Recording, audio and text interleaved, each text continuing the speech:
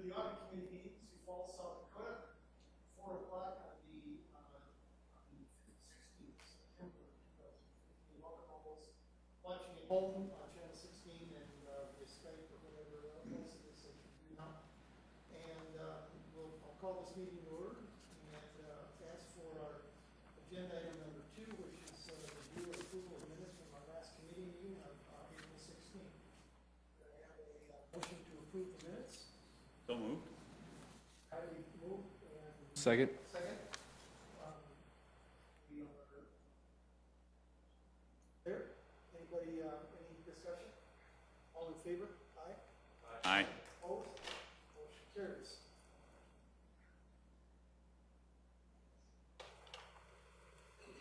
Let's move on then to third reports that are due on review. Oh, I didn't have my mic on. The Rich, would you like to? Yeah, we got 3 reports on the agenda, and we'll go with the police crime lab. And this was a requested audit. When we compiled our annual audit plan last year, we asked the directors if there's anything they'd like included or considered to be on the annual audit plan. And the police chief had asked for us to do the police crime lab, and specifically the evidence and storage room. And so we put that on the plan. And just as a little background, the police department is planning a accreditation of their evidence room and storage room.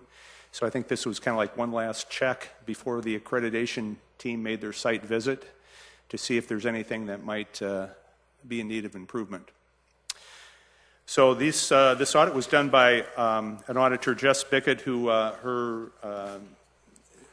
she went on to a different opportunity last month, but before she left, she completed her audit work and drafted the report. So I'm presenting the report, but Jess was the one who did the work. And the 2 objectives were to review the current policies in place over evidence handling and compare to leading practices. And what we had to do to get up to speed was get some material for best practices. We got some a book and some CDs about what we should expect to see in a well-run evidence room to give us some background, and then we also looked at specifically determining whether controls were in place and functioning as intended to provide reasonable assurance that the items of property and evidence are properly recorded and accounted for. And this evidence room has a lot of material in it, over 16,000 items of evidence in calendar year 2014, and it continues to grow as more and more cases are investigated and evidence goes into storage. And it's kept in the police department in various secured locations based on what type of evidence it would be. So let's look at page 3, the results. Looking at the internal controls over the evidence rooms, we found that the crime lab has a system in place and working that manages and property ensures the integrity of all the evidence under their control. It's very important to maintain chain of custody over all the evidence, that there should be proper marking, that should be proper seals, and that this material should be in secured areas. We didn't have any issues with that. We found that the security of the evidence rooms is established through locks, keys, alarms, and audit logs. And only authorized crime lab personnel are allowed in have access into that area. So, the ordinary police officer can't just walk in and through the evidence room. They have to be authorized to be in there. And there's key physical safety controls that could be improved, and we made that one of our recommendations, and we'll get to that in a moment. As far as testing evidence, we picked a statistically representative sample of items to test, and from the calendar year 2014, and so they looked up the description of the item in the software system, and then the auditor, Jess Bickett, and the crime lab manager went to each evidence location and physically found each item. The item was matched up to the listing, and all items were located, they were accounted for, and they were labeled properly based on the information pulled from the New World software system. So as far as the recommendations, if you go to page 4, we discussed just improving the current security controls within each evidence and storage area and making necessary improvements. And What we're mainly interested in is security cameras. They have the physical controls like locks and keys and logs and that sort of controls in place.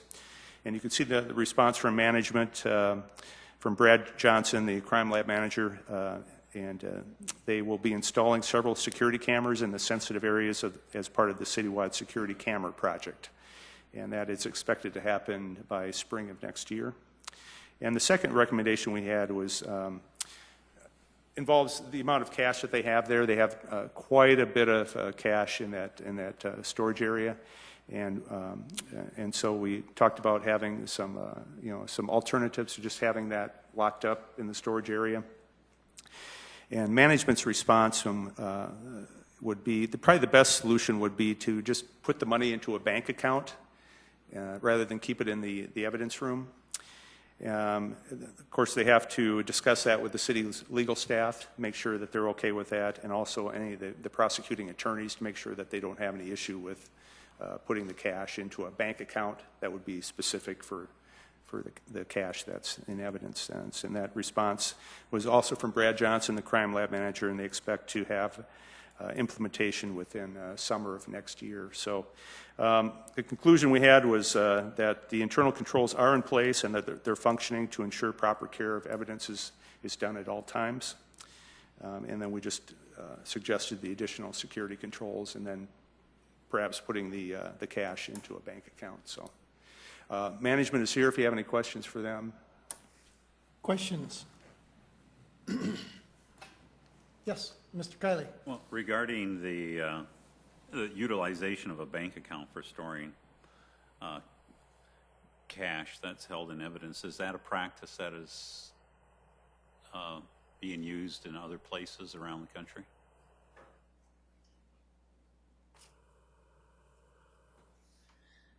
Good afternoon. My name is Brad Johnson. I'm the crime lab manager. To answer your question, yes. For instance, the Denver Police Department.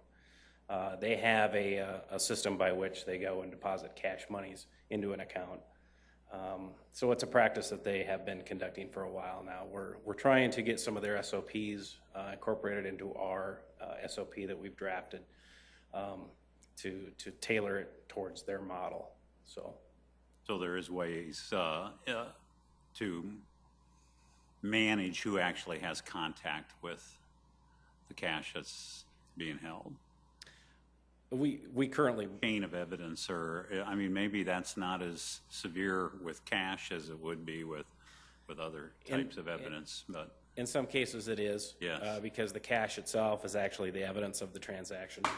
So there are going to be certain circumstances where we're not going to be able to deposit the money because the money is actually part of the criminal case. So that's part of the discussions we're having, and part of the hesitation of moving forward is that people have to give up the ability to have that cash present at a trial if we move to a different system of storing cash.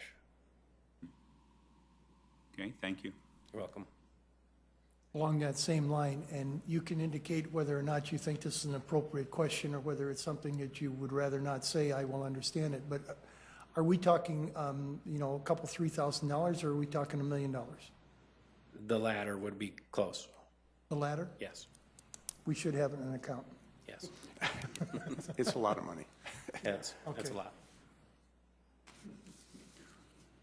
Yeah, the interest alone will pay your salary, right? Right. Any other questions?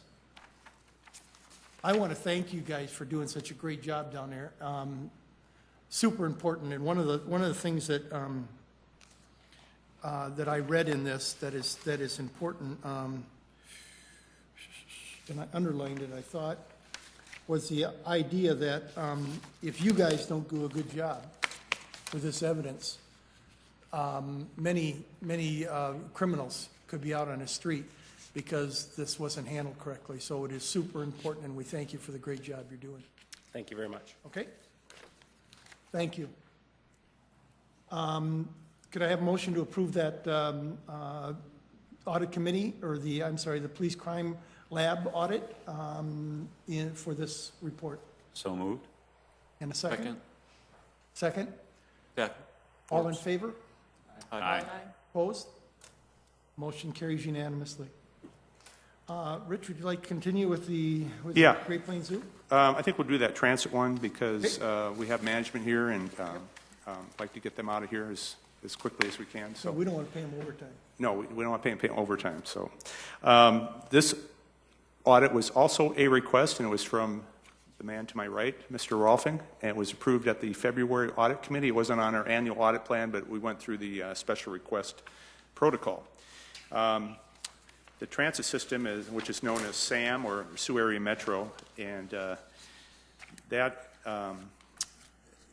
SAM is operated by management contract with a management company, so that it's not city employees, but the city owns the physical assets. They own the buildings and the equipment and the buses, and so it's similar to other arrangements we have around the city with a management company managing a city asset for us. And there's been, transit is subject to many audits, many occasional task force, and so when we started this audit, we read through the task force report from last year. I think, Mr. Rolfing, you were on there. I think Councilor Jameson, other members. And Anderson. Council Member Anderson Jr. was also on the task force, so we read through that report. We read through the consultant report from 2012 that looked at route analysis to see if some efficiencies could be gained from changing from the hub and spoke, that's the current system, to go into a grid system. And then we also looked at the master plan, the 2011 to 2015 master plan, and to see, kind of what the recommendations were from that plan. So those three reports, we looked at those and looked at the recommendations and checked the status. As far as the objectives, there were just two on page 3 there. Number one, just review the internal controls over the financial operations and information with attention to the cash receipts and monthly passes.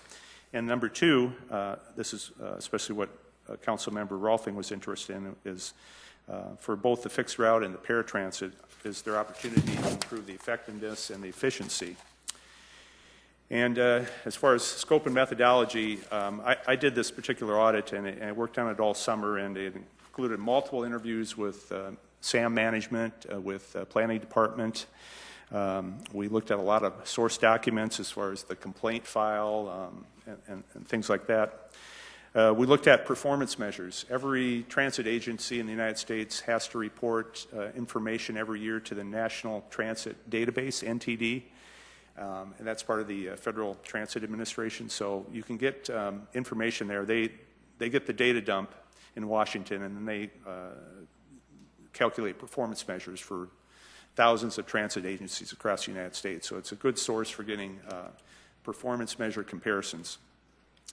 We did ride-alongs. I rode on every route of the fixed route at least once. I got 30-day passes from management, and I just got on the bus. I didn't announce myself. I just make sure I get on every route at least one time just to see for myself what's going on, because I normally don't ride the transit. I did several ride-alongs on the paratransit. That was an interesting experience. Observed the whole process. How does somebody become eligible for paratransit? And sat in on a 3-hour assessment by a physical therapist with an applicant, and it was a very fascinating thing to see. I interviewed the partner in charge of the external audit. Bailey had just performed an external audit of the SAM, so I talked to the partner in charge right at the beginning of the audit, and which saved me some audit work. So as far as the results, let's go to page 4 there. Since Bailey had just done a financial audit, I spoke with the partner. They had documented the internal controls over cash and financial information. And I read the opinion report. As far as the internal controls, as far as cash, they have a lot of protection of the cash.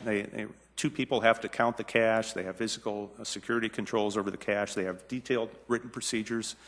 The one thing that the external auditors noted was that due to the small office staff, ideal segregation of duties is probably not cost effective as far as doing some of the other financial operations.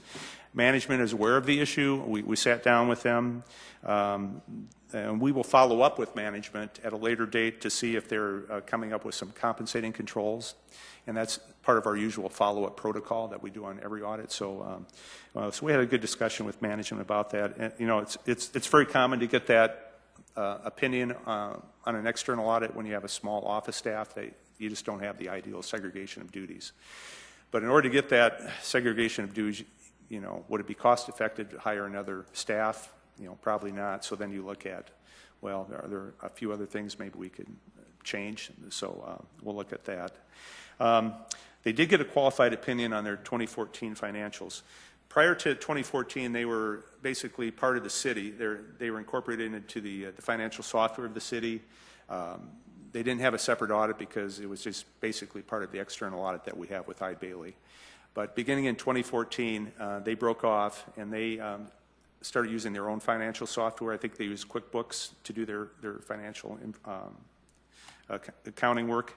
One reason they got a qualified opinion is because Eide Bailly was not able to observe the counting of physical inventories at year end on December 31st because they weren't hired until after that date, so they could not observe that. There's also a number of adjusting journal entries that had to be made by the auditors or suggested by the auditors that were material to the fair presentation of the financial statements. And when I talked to the partner at Eide Bailly and when I talked to management, I think the root cause was just that switch at the beginning of 2014 and when they went to the QuickBooks.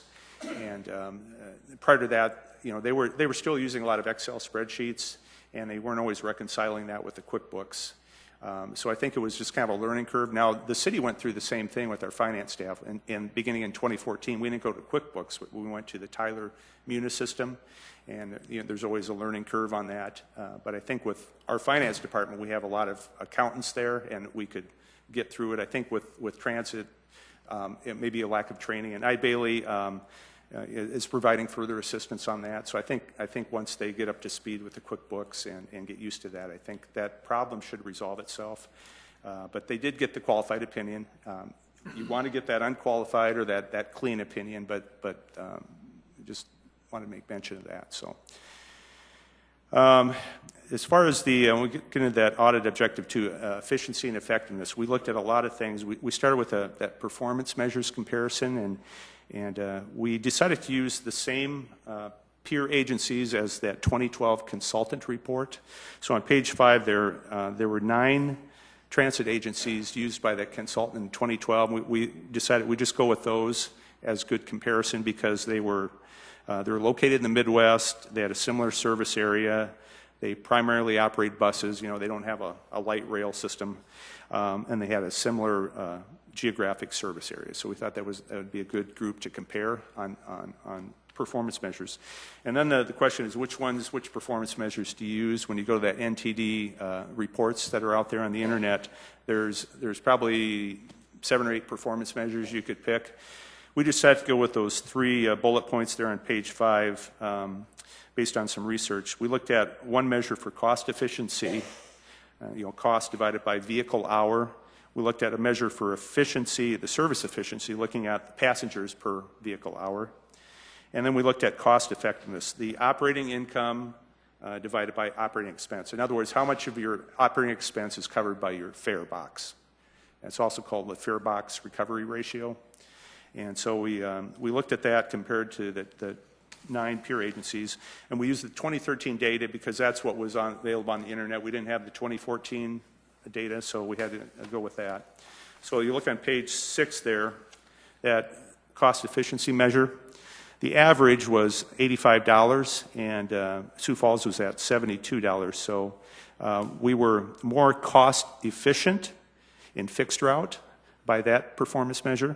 Now in paratransit, the average cost per revenue hour was about $53, and we were at $69, so we're considerably more expensive on our paratransit.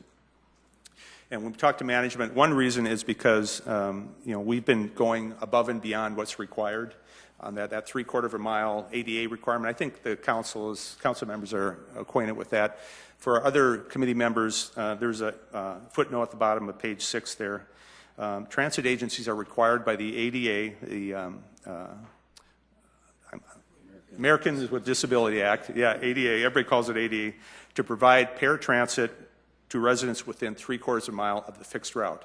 Now, we've always, for our paratransit, we've always provided service beyond that 3/4 of a mile. So that's probably one reason that our cost is a little bit more than the average. Now, if we go to that second performance measure, the service efficiency, that's the number of passenger trips per vehicle hour. The average was about 22.6 passengers per revenue hour on the fixed routes. We are at 18, so we're a little bit below that than the average. We weren't the bottom one. I think it looks like Waterloo was the bottom, and Grand Junction was a little bit less than us. But as far as when you look at the paratransit, though, the average was 2.2, and we're at like 2.6. And management attributed that to the fact that we do a lot more group trips than other transit agencies. A lot of transit agencies do not do what they call the group trips, where they'll go to, say, Dakota Abilities or Lifescape, and then have 6 passengers and take them somewhere. They just refuse to do that because they're not required to, and they just don't do that. So we're doing more service on paratransit than the average, and I think that's probably an explanation. On top of page 7, we looked at that how much of the expense is covered by the fares. The average was about 19%, and we're at 11% in 2013. I think the main reason was because we were just not charging as much as the other agencies, and you can see that at the bottom of page 7. I'll make a note, though, that the nation's leader is New York City. They, with their subways and their light rail, they recover about 77% of their cost through fares, but they're kind of the outlier, with a very high population density and many people transit dependent. So at the bottom there, page 7, the average fixed route fare for those other 9 was $1.59. And at the time we did the audit, we were charging $1. Now on August 4th at this council meeting, we raised, or the city council raised that to $1.50. So we're right about where that average is, at $1.50, compared to the average of those 9 peer groups. As far as the paratransit, the average fare that they're charging is about $3, and we're still charging $2. And we did make a recommendation here in the audit report to raise that up to $2.50. So I think that was our first audit recommendation. And as far as the fixed route, the 30-day pass, the average is $42. We were charging $25, and that was raised in August up to $30. So we're still a little bit light there. Top of page 8 is just kind of just showing in 1996 was the last big fare increase, and just that ratio was at about 20% back in 1996, and it's steadily gone down. And I think the city council members, I think, are quite aware of that. So, like I said, our first recommendation was just to raise the paratransit single rate from $2 to $2.50. And as far as, let's look at net expense per trip. That's on page 9. That's the performance measure that management likes to use. They told me quite candidly they don't really use that NTT data. They have to submit all the information, but they don't really look at those performance measures. They'll look at their route analysis every month, how many riders per route each month. They'll look at that. They will look at that fare box recovery ratio that we just mentioned, what's the percent. But the one they like to look at, that SAM management looks at, is that net expense per trip. So what does it cost per trip for fixed route and for paratransit? So when we looked at that NTT data, the fixed route average was $3.85 per trip. So when a person gets on the fixed route, it costs about $3.85 for operating cost. And Sioux Falls is really close to that average at $3.93. So right at the average there. Paratransit was quite a bit off. The average was about $24.45, and paratransit was at $26.39. And so we're just a little bit above the average for the paratransit service. And I think part of that can be explained again by we provide as I've heard that term before, Cadillac service. We go beyond that 3/4 of a mile. So that's not unexpected.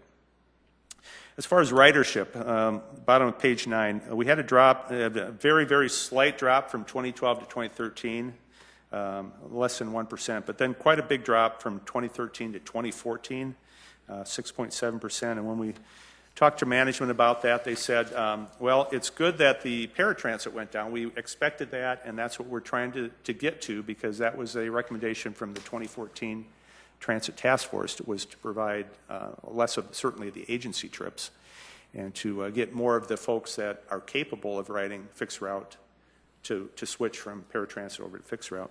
So that was not unexpected. That's a good thing. As far as the fixed route ridership, there's a number of factors. One was that the economy did improve, and one thing that happens when the economy gets a little better and people get a little money in their pocket, they might consider buying a car and not using transit. Another thing was the downtown trolley service, beginning in 2014. That was privatized. It was no longer offered by Sioux Falls Transit or Sioux Area Metro. And so those numbers are no longer reported, so that accounts for a little bit of a decline. It's just one of those things. You know, they're never quite sure exactly why the ridership drops, but I think a lot of times the price of gasoline, economy getting better, and then the trolley service not being included in those statistics can account for that. So they also mentioned the school tripper service is changing, so that might have an effect on the numbers. A decrease in the Lutheran Social Services new immigrant services. So there's multiple reasons for that drop in the fixed route ridership.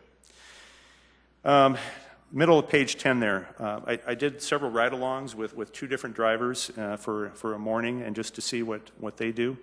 We noted that the drivers were operating their vehicles very safely and professionally, very courteous to their passengers. A lot of times they will know the folks because they give them rides all the time, and the passengers know the drivers, and drivers know the passengers, and they kid each other, and so it's kind of friendly. The one thing we did note, and I made note of it, I talked to the drivers about it, it was those paratransit buses have a rough ride.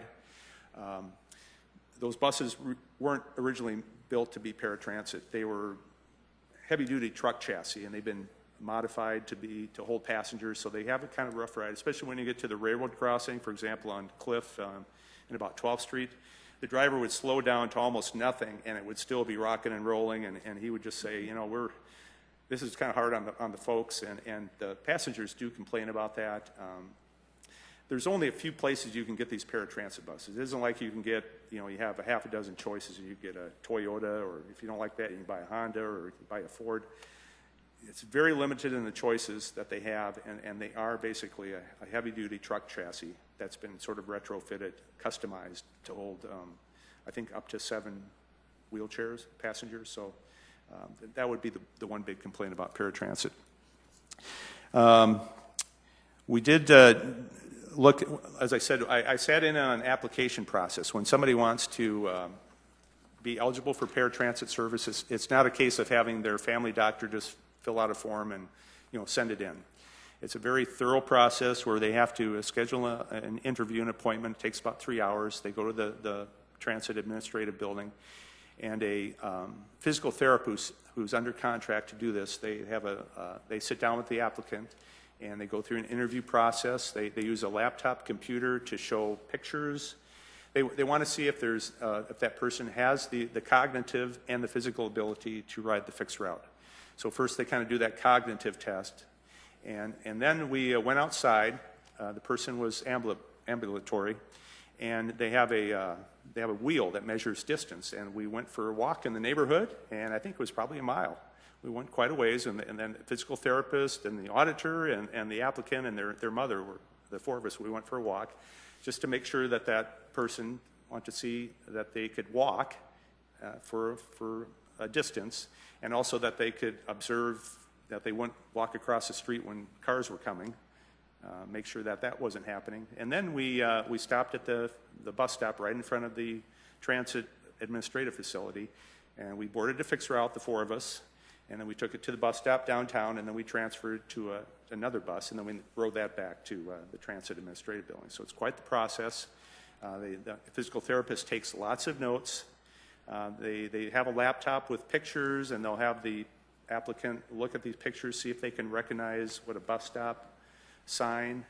They're testing their cognitive ability. So it's quite the process. It's not a simple case of you apply and you're in. But most of the people that do apply will get at least a conditional ridership, which means in some cases, maybe if it's the same route every day to work and it doesn't change, they can ride the fixed route. But maybe if it's something more complex, then they need to ride the paratransit. So sometimes it'll be a case of depending on the level of their disability. So it's a very thorough process, very professionally done. The one thing that we did note, and we sat down with the dispatcher, what's the process for scheduling this? And I sat for a couple hours with the dispatcher, just observe what they're doing, ask some questions. They're in constant radio contact during the day with the paratransit drivers, and just to see how that process works. And one thing we noted, just from talking to the dispatcher and talking to the paratransit managers, that they could probably use some new software. The software they have isn't the most user-friendly. I mean, it works, but there's probably some better software out there, perhaps. And also, they used to have the GPS equipment on the paratransit buses, but that was taken off mainly for budget reasons. The dispatcher said that would be helpful. She's looking at one screen, and then she's on the radio constantly. And she said, I used to have the second screen, and I had the locations via GPS that I could look at. I could see where each bus was. And she said that would be handy. Would that be the magic bullet if we had new software and then we had the GPS technology? It would probably make things a little better. So we did recommend that they consider new software and they go back to the GPS technology if they have the budget. Do I think it's going to improve the efficiency 100%? No, I think it's not bad the way it is now, but I think it could be just tweaked a little bit better if they did that. So that was our second recommendation. Bottom of page 10, we did a daily reports analysis because during the course of the audit, we became aware of an issue that people had observed or complained that, they'll see a paratransit bus, they'll see two of them, they'll show up at the same place about the same time, and it's like, well, is that the most efficient? You have two paratransit buses show up at this location within a few minutes of each other, and they get some passengers and they go about their business. We looked at every single daily report from January through June of this year.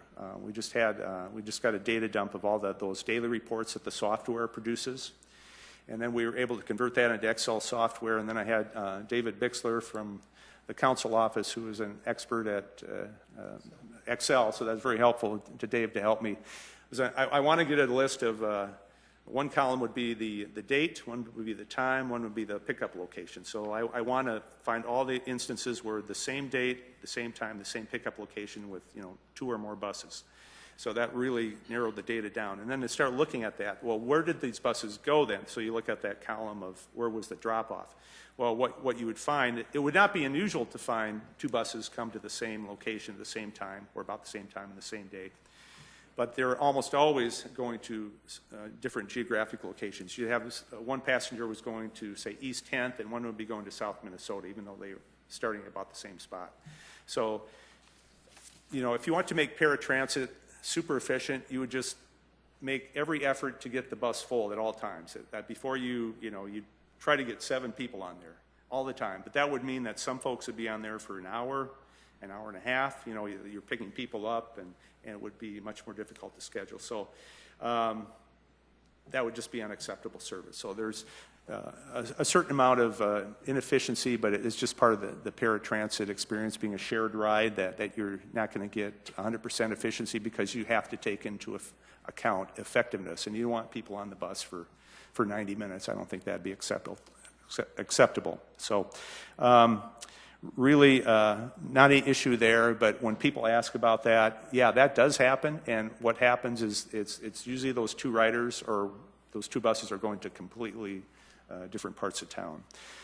As far as on-time performance, we looked at that. Middle of page 11, we looked at both the fixed route and the paratransit. We looked at how management defines on-time performance, and then we looked at the source records to verify that what's being reported say, the advisory board is correct.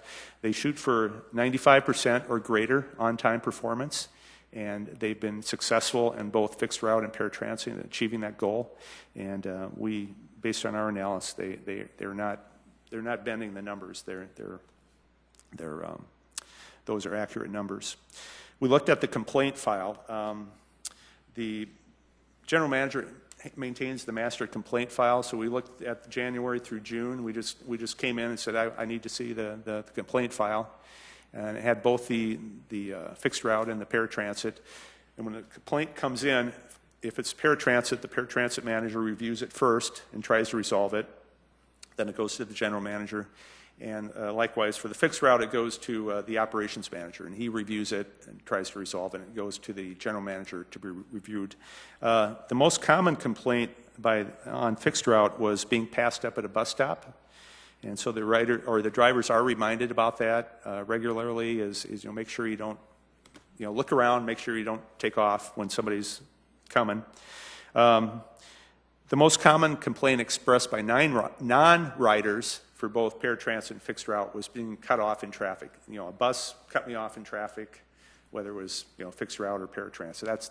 That's the complaint they hear from non-riders. The paratransit, the common complaint was that bumpy ride that we previously mentioned.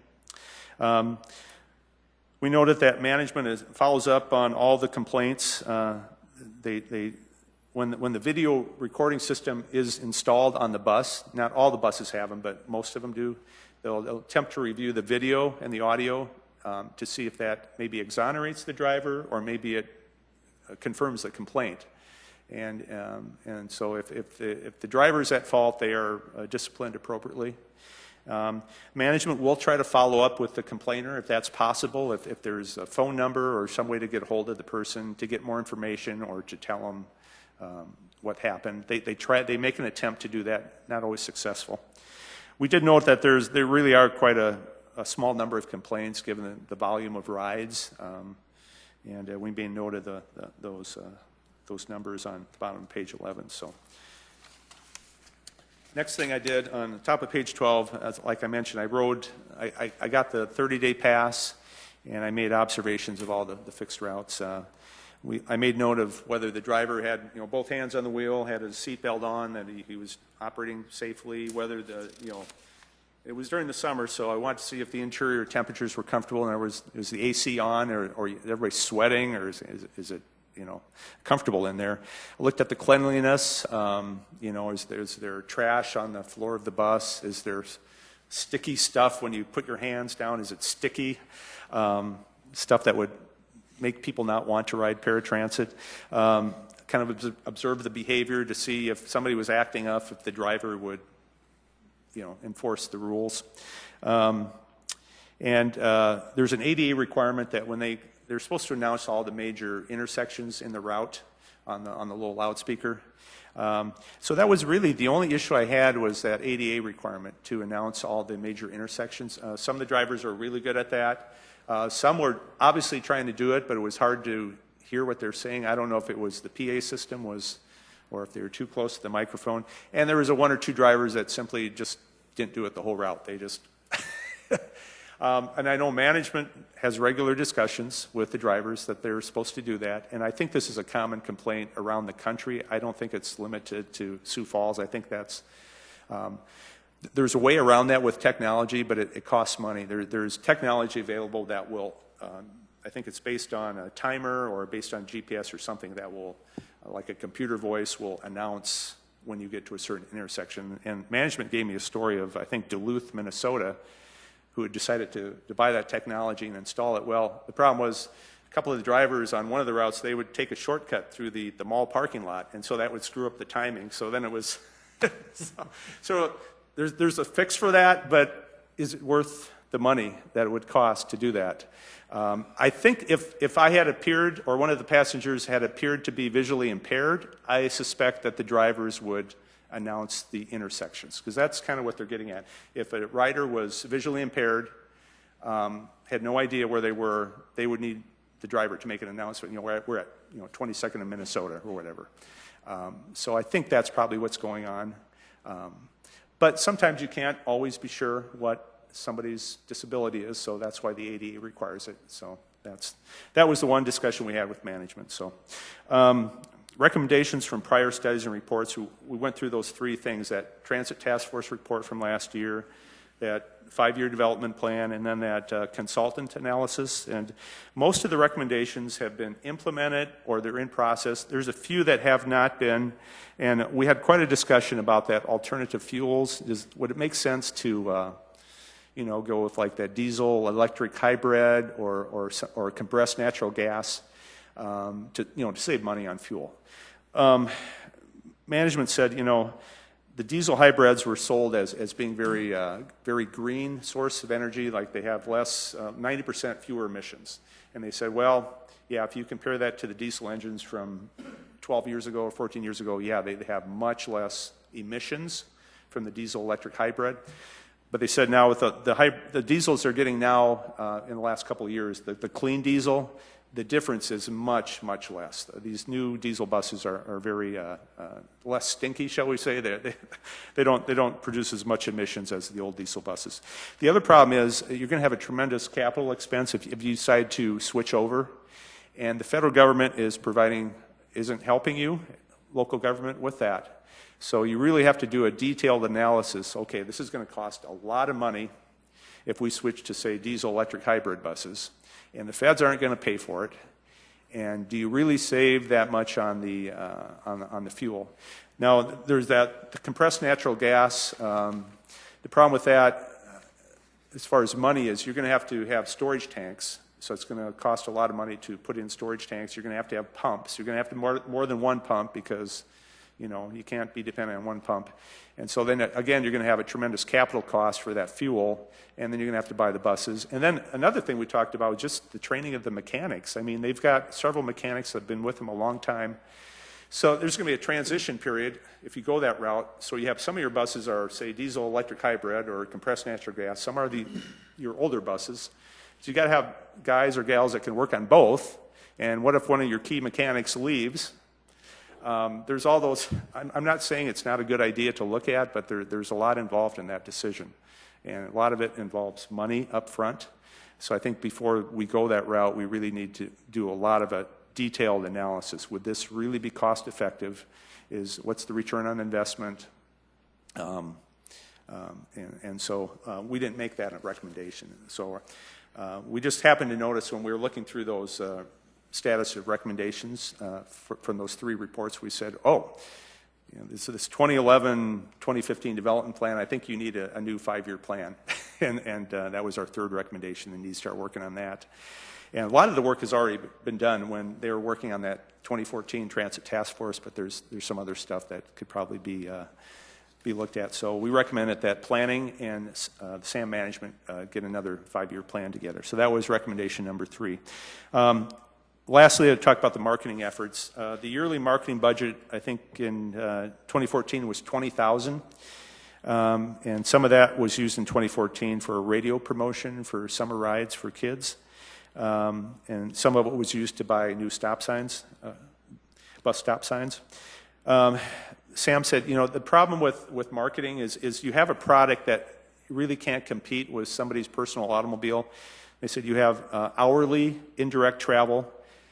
It's really hard to sell that to somebody that has a choice.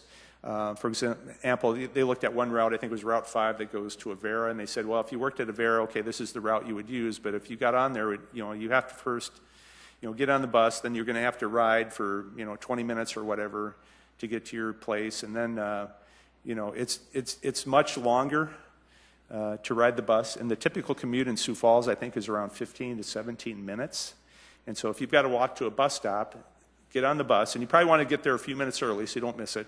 So you give yourself time, and then you get on the bus, and then you're going to ride, the route, And so it's really hard to compete with an automobile in the City of Sioux Falls. And then I think a lot of the times especially the downtown employers will subsidize the parking for the employees.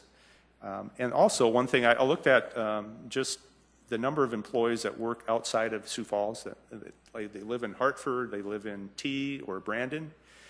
For them to use SAM to get to work, that's not going to work. I mean, how are they going to they have to have a car if they're going to live in Brandon and work in Sioux Falls. I just looked at our city employees. I ran an analysis of our city employees, and I think around 30 to 35% of our city employees live outside the city limits. So most of the people that ride transit are transit dependent. They don't have the option of personal automobile. So, but it's certainly a good way for them to get to work or get around and at a reasonable rate. So the three recommendations were just raise paratransit from $2 to $2.50, consider that software, scheduling software and the GPS technology, and then complete or update that 5-year plan. And you can see the response from management. They agreed with the recommendations there. And so that's my report. Thank you. And Questions? We have Sam from planning, and we also have 2 representatives from transit management here. So, No questions? Mr. Kiley? Yeah, I was just wondering, did you enjoy this audit? yeah, I actually did. Yeah, I could tell. did. It was cool. It was fun to ride the bus. I hadn't been on the bus for a long time. And you guys didn't lose him either. That wouldn't have been good. I can tell people That wouldn't have been good. if they're afraid of riding transit because they think it's unsafe or there's a bunch of weirdos, or it's safe. It's fine. I mean, it's clean. It doesn't smell funny. It's easy to use. So. Well, very thorough report, and I did make some notes here early on. I just need to get to the correct page to find them, and it was on like page 6. It seems like in some cases there we're on the opposite ends of the spectrum. The fixed route, our average 72.52, so I started that. I mean, because we were actually really good. Yeah, we're good on that one. Great, and then but we're on the high side with the paratransit. Yeah, that's because we did. Yeah, I think a lot of it has to do with, we still provide some agency trips. I think that's a big problem. We really need to work towards less of the operating budget going to paratransit. And that was a big recommendation from that 2014 Transit Task Force. And then with the passenger trips per vehicle revenue hour, it flip-flops. On the paratransit side, we're excellent. Yeah, and I think that's because of the agency trips. I think that's probably the number one reason. Right. You get some of those agency trips, you get a full bus, so yeah. One of my questions is, and it might be towards the SAM personnel, is do we have, when we see that there's another location that's really outperforming us in a category, do we have the ability to follow up and see what is it that they're doing differently in that community than what we are, so we can do a direct comparison then? Yeah, maybe they want to handle that one. Maybe Sam handle that one. So. I mean, after all, we did, it's appropriate you deal with this. We named this system after you. Yeah. You named the system in spite of me, yes. I think Eric Meyerson, who's not here, Sam Trebilcock, City of Sioux Falls Planning. Eric Meyerson, who's the general manager of Sioux Area Metro, probably could answer the question better than I could, because he's been to a lot of different systems, and it's one of the reasons that we kind of have First Transit involved. But certainly he brings a lot of information to us to tell us this is what other places are doing. You do hear about it from other staff too. We look at some of the same statistics too, and based on that, we'd like to bring some of that information or some of those things to Sioux Falls too. Just like with what we could do with the transit development plan, as Rich had noted, we need to update it. We'd look at the routes and what could we do differently? Where could we expand routes? And so that's the kind of things that we'd look at trying to do, especially including paratransit. We know we do much more on paratransit than other places do. What has Fargo done differently? And that's things that we talked about a lot in the Transit Task Force report, how we could decrease some of our paratransit expenses, how important that it is to the overall system. So, is there any type of a National Association of Public Transit that we are a part of where our participation still helps bring members, some of that information back? Yeah, we're members of APTA, which is the American Public Transit Association. Yeah, yeah. So that national organization, you know, we can glean a lot of information from Use them also. as a resource. Absolutely. Okay. Thank you. Yep. Other questions? I have a couple. Let's continue on with the thought of the paratransit and where we're at with the task force, and just maybe bring us up to date a little bit, Sam, on River City and where they're at, and so that these are some of the things that will help take those numbers down, the cost per ride of the paratransit. Yeah. You won't be exactly happy with my report there, Councilor Rolfing, but we continue to try to find ways to bring River City here as in a pilot project. And you know full well that we've been working on that for over a year now. We made great strides in doing that. What really is holding up that process is federal approval of the grant, which has not yet occurred. It hasn't. Right. So we're still waiting for that, based upon knowing that the federal fiscal year is ending here in a couple weeks. Likely we won't have it before the end. And because we are getting near the end of the year, River City would not like to start in the winter, so we're probably looking at next spring now. It's what your reaction is right now was exactly my reaction too. Disappointing to hear that. Things you can control and some things you can't. Right. And, you know, it's the way it is. I don't like it, and you don't like it, I know either. Because that's going to be a big help for the paratransit people. Not only it'll help increase our ability to give them service, but it'll also help drive down our cost. Yeah, and I'll tell you, it has a direct impact. After we talked about that at staff meeting last week, Chair Zalanum, our paratransit manager, said, you know, I'm in a bind. I'm counting on that because that would have saved her essentially 3 drivers.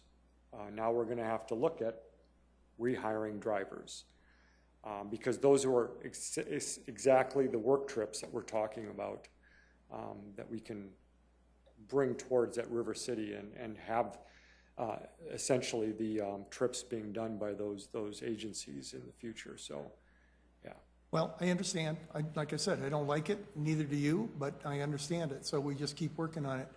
Right. Secondly, the 5-year plan, has that been started? Are we looking at, and how are we going to do that? We're going to bring somebody in, or are we going to do a internal? Yeah, I think we'd do it internally. We did it internally last time. Really the things that we need to look at, I think most of all, is continuing to implement the Transit Task Force recommendations, but also to start looking at how we could improve some of our routes. You know, productivity of our routes, I think we noted in the report was somewhere around 18 passengers per hour. Well, it varies quite widely in our system. We have Route 4, which is going to the east part of town, is 36 passengers per hour. But then we have another route that is 6, almost 7. So, you know, what can we do to improve some of the productivity of each route? Where can we expand routes? What can we do to improve our delivery to, and based upon even some of the recommendations here? Yep. One last thing, if I could, and then we'll vote on moving forward with this, is to tell you I did a little math, which is surprising, I know, on the complaints. And you know, we always hear the complaints. We always hear the squeaky wheel. But if you look on the bottom of page 11, there are 403 riders per day on the average on paratransit, and that was 180 days, which amounts to over 72,000 rides, and we had 15 complaints. 72,000 rides and 15 complaints. I think we're doing pretty good there. We're doing pretty good. So, am I right? Well, they do it 6 days a week, so it's not quite. Okay, yeah, not quite that many, right, because it's 6 Still a days. very small number. Very small number, yeah. So, thank you very much. I would entertain a motion to accept this and move it on to the full council for approval. Mr. Chair, Arnie and, I would agree with it, but I just want to call out that, I mean, this is a long conversation that the council has been having over a period of time, and I want to call out that number one recommendation again. I know that we've heard it, but we need to hear it again. if we're gonna improve those ratios, the price has to go up. The price has to go up. Yeah. And now, especially if you're talking about, the River City option was going to be kind of the saving grace, and now we're not necessarily. I'm very concerned about it. Obviously, we're going to approve the audit, but we had better pay attention to this audit. Exactly. This audit is speaking to us. We've now been told, not only by a task force, but also by auditors, that Well, may I point out too that whether you ride fixed route or paratransit, you don't have a whole lot of choice. You're economically disadvantaged typically. So if you're raising the fixed route, they don't have a whole lot of money either. So the argument that, both fixed route and paratransit are, but it hasn't changed much in the last 20 years. So no, right. Thank you. So I have a motion and a second. And all in favor, aye? Aye. Aye, opposed? Motion carries. Last report, the zoo. Okay, that'll be, Kim will be doing that one. All right, and I'll try to keep it short because it went really well. We did the audit of the Great Plains Zoo and Museum's internal controls as part of our routine audit on our 2015 plan. As we all know, the zoo is an accredited zoo. It's open year-round, and they have over 1,000 live animals. A little background on the report here is that we entered into a management agreement with the Zoological Society in order to manage the zoo and museum. So they operate the facility, manage the animal collection, and maintain the grounds within the exhibits. And they also provide us a nonprofit some fundraising for the facility. The current agreement is set to expire December 2016, but the zoo currently has approximately 6,000 active members, and admissions have steadily increased over the past 5 years. They did have quite a jump from 2013 to 2014, about a 16,000 jump in visitation.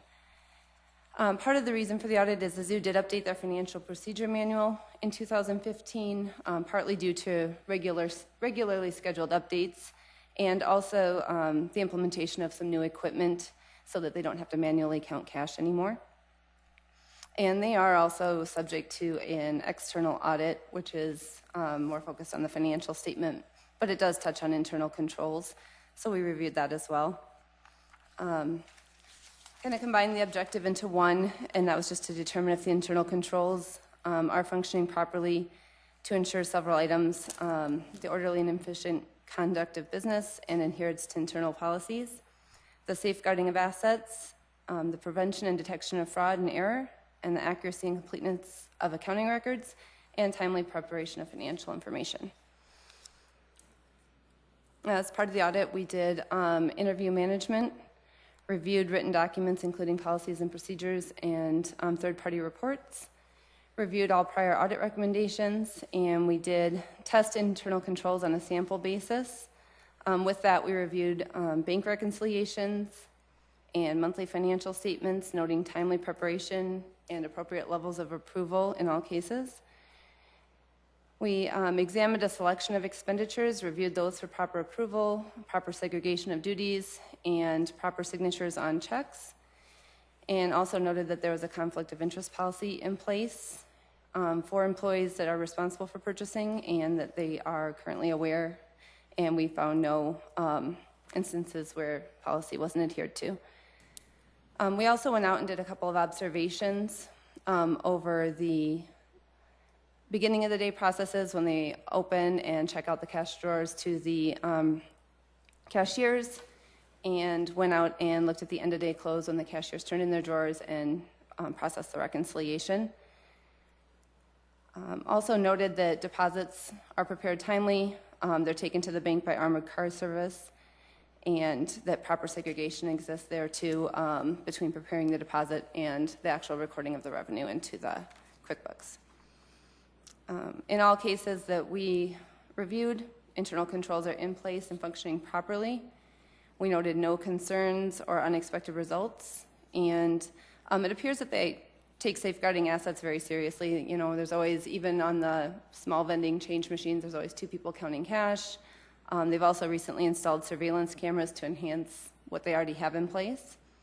All employees that I encountered were knowledgeable of the new procedures, as well as all other procedures, and followed them. So, all good news, and wanted to thank Dan and Elizabeth. Both are out of town at a conference. They weren't able to be here, but thank them for their cooperation and their staff's cooperation. Super. Questions? I have one. Councilor Urbanbach. I was looking your way first, I'm sorry. Thank you, I appreciate that. And as a new member of the committee, I apologize if I'm out of line, but I just wanted to look at the background, the first paragraph in the background of this report. I don't believe, unless something has changed, the zoo staff does not maintain the grounds. That is a Parks Department function in the city of Sioux Falls. Unless something Sorry, has that changed. should say, and the city maintains. You are correct. Okay, thank you. And I will make that correction before the report is final. Okay. Councilor Karski. I know nobody's here from the zoo, but I'm just looking at their business practice of using an armored car service. And I get that in the summer when their revenues are high, but do they pay for an armored car service year-round? I mean, even in the winter, do they have deposits on a daily basis in the winter? I would say they probably have revenue on a daily basis now. Whether they don't deposit daily now, I think it's 2 times per week that they're using the armored car service. That might be an opportunity for them to cut back in the winter months. Okay, so it's not a daily armored car service there. Okay, that's what I was wondering about. No, they have a cash drop safe that they store revenue in until it goes to the bank. Councilor Kiley, you look like you're ready to talk. I am. From 2010 to 2014, there was a little over a 12% increase in visitors. What was our increase in city population in that time frame? Does anybody know by chance? I'll be the first to say I do not. We're doing about 2% a year, I believe, so that'd be 1, 2, Yeah, I would 3, guess 4. 2% a year. That'd be about 10%. Would be a little 10, 12%. So visitors increased at a little higher rate than what our city population did then. Okay. Thank you. And that's probably due to, I know they've done a lot of work out there with the entrance and the new exhibits. So. Yep. Move to accept. Second. Second. All in favor, aye? Aye. Aye. Opposed? Motion carries. Thank you very much. Moving on our agenda, travel request for Rich Oaksall to attend a Mid-American Intergovernment Forum in Overland Park, Kansas. You've been going to there for a long time. About 5-6 years, yeah. It's They're good restaurants down there. Yeah, and what it is, for the new members that may not been here before or don't remember, the GAO, which is used to be the Government Accounting Office, and now they kept the acronym and then they changed it to Government Accountability Office. So they organize these. They have regional conferences, and they bring together local, state, and federal auditors, and they provide low-cost continuing ed, opportunity for networking. So the whole cost for I'll leave on a Wednesday, come back on a Friday. I think it's 12 hours of CPE. It's about $700 total for everything. They try to keep the fees really low, and it's just a good opportunity to meet a lot of other auditors. I would entertain a motion to approve this travel. So moved. Second. All in favor, aye? Aye. Motion, yes. I'm sorry, who seconded it? I didn't get a last name. I'm sorry, yeah. Okay, I'm going to update you on the hiring for our open internal auditor position. We've been working with HR, and Arnie Martins has agreed to serve as one of the interviewers along with Rich and myself for this position. We will be looking at, we've reviewed 18 resumes today and knocked it down to 5. We will be, the HR department will be setting up those interviews, and then we will make a decision, hopefully from those 5. Assuming one of them is qualified and meets our qualifications, and hopefully we will have a new auditor somewhere in the next couple of months. But we are proceeding and moving along. Are there any questions on that? Okay. Our clerk today asked me a question, and I said I will just take it to the group. She said, why don't we start at 3:30 instead of 4 o'clock? And that would, get everybody home maybe before 5 o'clock and not miss traffic and also be a little easier. And I said, I'm happy to bring it, although it may be a situation I know with Councilor Erpenbach and Kylie, and you don't really work. And so, your schedules may not allow that. Councilor? I would just note that Councilor Karski and I were both late to this meeting, and it was work obligations. It's very difficult to get here by 4 o'clock. Okay, that's fine. I'm okay with 4. 4 is fine. 3:30 that'd be a killer for me, but I'm only one member. That's exactly why I asked the question that way. But I'm usually in the office by 6, so if you want to start. Yeah, we can do them early. Start I'm 5:30. good for 6 a.m. 6 a.m. Yeah. 5:30 a.m. we'd have to start by. That might be a problem for kidding, guys. Joe. That might reduce our. Joe would, Yeah. that would reduce, Yeah. we wouldn't have a meeting here then. Well, we used to do them at 7 p.m., and that was for the first year or two, and that was Yeah. not good. 4 is good. 4 is good. We will remain at 4. But Joe does look like an early riser, though, so maybe we should try the 6. That might be a good trial sometime, just. Why, is Tuesday night golf night or something? Yeah. For those of you who cannot see, Joe Sneevy is here from the Argus Leader, and we're giving him a little bit of a rough time, but And he that's works okay. He's done it to us enough. He works on Tuesday nights just like we do, so. Yeah, yeah. Okay, motion to adjourn? And second? All in favor, aye? Aye. Motion carries. We are adjourned. Thank you, Sioux Falls.